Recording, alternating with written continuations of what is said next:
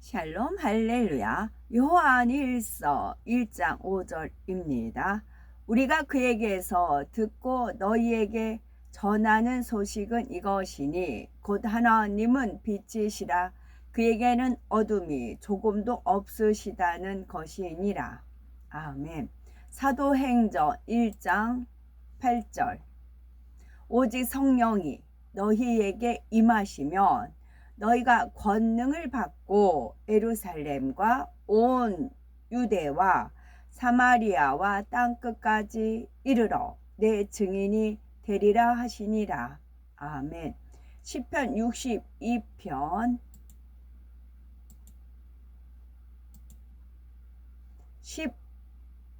11절. 하나님이 한두 번 하신 말씀을 내가 들었나니 권능은 하나님께 속하였다 하셨도다. 아멘. 제목은 빛의 권능입니다. 시편 62편 11절에 하나님이 한두 번 하신 말씀을 내가 들었나니 권능은 하나님께 속하였다 하셨도다 말씀합니다. 누군가 하나님만이 하실 수 있는 권능을 행한다면 그는 분명히 하나님께 속한 사람임을 알아야지요. 권능의 빛이 임하면 원수마귀 사단의 어두운 세력들이 떠날 수밖에 없으며 갖가지 인생의 문제들이 해결되고 질병과 연약함이 치료됩니다. 이러한 권능은 단계별로 빛이 다르고 역사도 다르게 나타나는 것을 볼 수가 있는 거지요. 일반적으로 하나님의 능력과 권세, 권능을 동일하게 생각하지만 각각 그 의미가 다릅니다. 먼저 능력이란 사람으로서는 할 수 없지만 하나님으로서는 능치 못할 일이 없는 믿음의 힘을 말합니다. 권세란 하나님의 정하신 엄히 있고 영광스러운 힘을 나타내지요. 영의 세계에서는 죄가 없는 것이 힘입니다. 따라서 성결한 하나님의 자녀들에게는 영적 권세가 주어지지요. 그러면 권능이란 무엇일까요? 악은 모양이라도 버리고 성결한 사람에게 입혀주는 권세 있는 하나님의 능력을 말합니다. 가령 운전자가 차를 몰 수 있는 능력이 있다면 교통경찰관은 차를 세울 수 있는 권세가 있는 거지요. 이처럼 권세와 능력은 다르며 이 두 가지를 겸한 경우를 권능이라 말합니다. 신유의 은사와 권능의 역사는 어떤 차이가 있는 걸까요?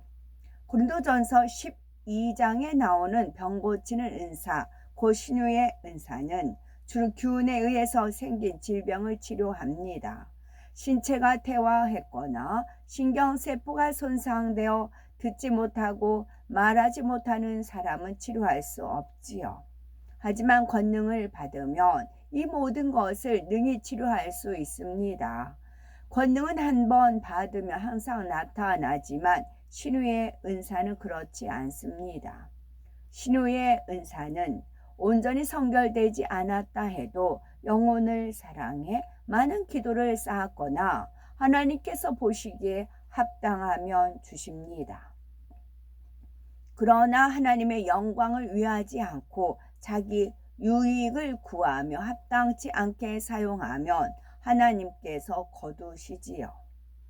반면에 권능은 성결을 이루고 불같은 기도를 쌓은 사람에게 주시기 때문에 한 번 받으면 약해지거나 사라지지 않습니다.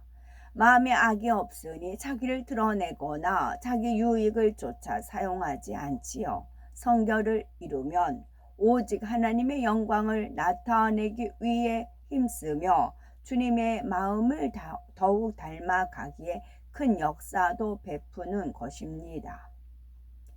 빛이신 하나님의 권능에 4단계가 있습니다. 1단계, 2단계, 3단계, 4단계가 있습니다. 1단계는 붉은 빛으로 성령의 불로 태우는 역사가 나타나는 권능이지요. 성령의 불은 온갖 병균이나 바이러스, 세균 등에 의해서 생긴 갖가지 질병들을 태워서 치료합니다. 암, 폐병, 당뇨병, 백혈병, 신장병, 관절염, 심장병, 에이즈 같은 질병을 치료하지요. 그러나 암 말기나 폐병 말기처럼 하나님께서 정해놓으신 생명의 선을 넘어버리면 권능의 1단계에서 나오는 성령의 불로는 치료되기가 쉽지 않습니다. 몸의 기능을 상실했을 경우는 새롭게 창조해야 하므로 더 큰 권능이 필요하지요. 그러나 이런 경우라 해도 환자가 얼마나 믿음을 내보이고 가족이 사랑으로 하나 되어 믿음을 내보이느냐에 따라 하나님의 역사가 나타날 수 있습니다. 1단계는 붉은 빛, 2단계는 푸른 빛. 푸른 빛은 어둠을 물리치는 역사가 나타나는 권능입니다. 권능의 2단계에서 나오는 푸른 빛을 통해서는 주로 귀신 들린 사람, 사단의 역사를 받는 사람에게서 어둠을 물리치는 역사가 나타납니다. 어둠의 세력으로 인한 자폐증, 정신 이상, 노이로제, 신경쇠약, 신경성 질병이 치료되지요. 표적이 따르기도 하는데 이는 질병이나 약한 것이 귀신이나 어둠의 세력으로부터 비롯된 경우입니다.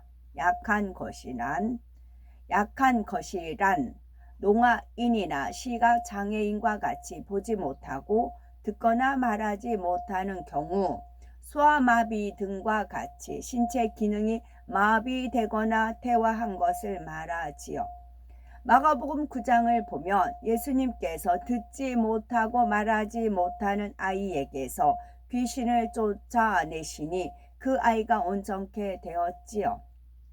또한 죽은 사람의 영혼을 하나님의 뜻 가운데 다시 불러오거나 반대로 산 사람의 영혼을 거두어 가는 것도 권능의 2단계에 나타납니다.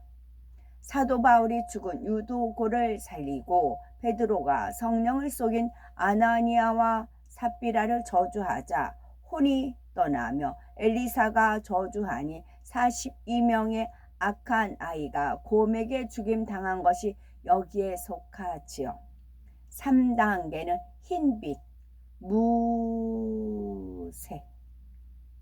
흰빛, 무색. 창조의 역사가 따르는 권능입니다. 3단계, 권능의 3단계에서 나오는 흰빛을 통해서는 모든 종류의 표적과 함께 창조의 역사가 따릅니다. 여기서 표적이란 소경이 눈을 뜨고 벙어리가 말하며 들리지 않던 귀가 들리고 앉은 뱅이가 일어나며 소아마비나 뇌성마비가 온전해지는 등의 역사를 말하지요. 이외에도 나면서부터 기형이나 불구가 된 신체나 완전히 퇴화한 부분이 온전케 되는 것, 그리고 부스러진 뼈가 붙어서 정상이 되거나 없던 뼈가 생기고 끊어진 힘줄이 붙는 것 등도 권능의 3단계에서 일어나는 역사입니다. 따라서 권능의 3단계에서는 창조의 역사가 나타나기 때문에 보이지 않던 눈이 보이고 들리지 않던 귀가 들리며 썩었거나 완전히 기능을 잃었던 오장 육부가 새롭게 창조되는 역사가 나타납니다.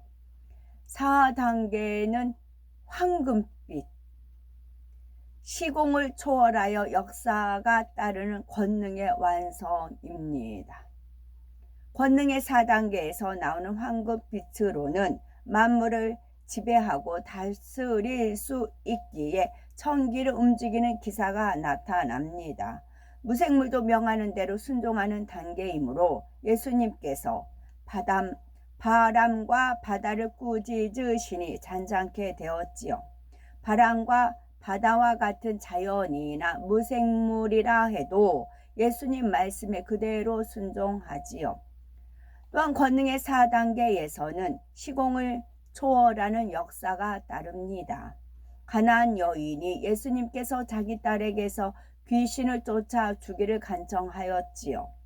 여일이 집에 돌아가 보니 이미 아이에게서 귀신이 나갔습니다. 예수님께서 물 위를 걸으신 것도 만물이 예수님 권세 아래 있다는 것을 말해줍니다.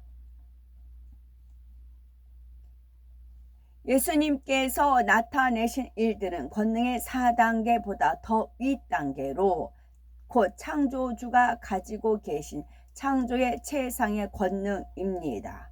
피조물로서 하나님께 받은 권능의 차원이 아닌 태초에 하나님께서 홀로 계실 때 바라던 근본의 빛으로부터 나오는 권능이지요. 예수님께서 죽은 지 나흘이나 된 나사로를 살리신 경우입니다. 우리가 악은 모든 모양이라도 버리고 하나님의 마음을 닮은 온 영으로서 무한한 영의 지식을 채우면 권능의 4단계를 넘어선 신의 차원에서 베풀어지는 권능, 곧 창조의 최상의 권능의 단계에 이를 수 있습니다. 이것을 온전히 이루면 하나님께서 말씀으로 천지 만물을 창조하실 때와 같이 놀라운 창조의 역사가 나타납니다. 일어나 걷지 못한 사람에게 일어나 명하면 그 즉시 일어나 걷고 뛰며 이미 썩어서 냄새나는 상처 부위도 순간에 새롭게 소생하지요. 이는 대체 올라 계시던 하나님의 빛과 소리로 역사하기 때문입니다. 빛 안에 담긴 무한한 창조의 능력을 소리로 발하는 순간에 이미 생명선을 넘어버린 경우나 권능의 4단계의 빛으로 치료받지 못한 경우도 치료될 수 있습니다. 사도 바울은 신약시대 예수님 다음으로 큰 권능을 행했지요. 루스드라에서 복음을 전하다가 앉은 뱅이를 향해 네 발로 바로 일어서라 명하자 그가 뛰고 걸었지요. 이를 본 사람들은 바울과 바나바를 가르쳐 신들이 사람의 형상으로 내려왔다고 했습니다. 멜리 대섬에서는 독사에게 물려도 아무 이상이 없자 원주민들이 그를 신으로 여겼지요. 성결된 사도 바울이 온전한 선과 사랑을 이루니 사람들이 신이라고 할 정도로 놀라운 권능을 행하며 무수한 영혼을 구원의 길로 인도할 수 있었습니다.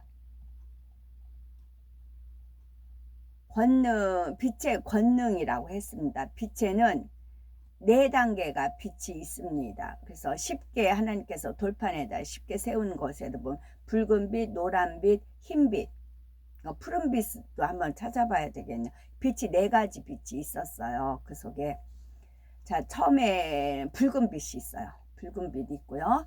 붉은빛 안에 푸른빛이 있어요. 푸른빛 안에 흰색이 있어요. 무색. 그리고 무색 안에 황금빛이 있어요. 이 권능의 4단계를 하나님의 권능이잖아요. 그래서 M교에 죽은 그 목사님 이걸 줬어요. 이 권능을 진짜로 준 거예요. 그래서 이 권능대로 치료의 역사가 나타났어요. 근데 그 죽은 그 사람은 본인이 7년 동안 아팠다가 하나님께서 치료해서 그래서 이 권능을 받았댔잖아요. 본인이 아팠기 때문에 환자에 대한 심정을 알아요.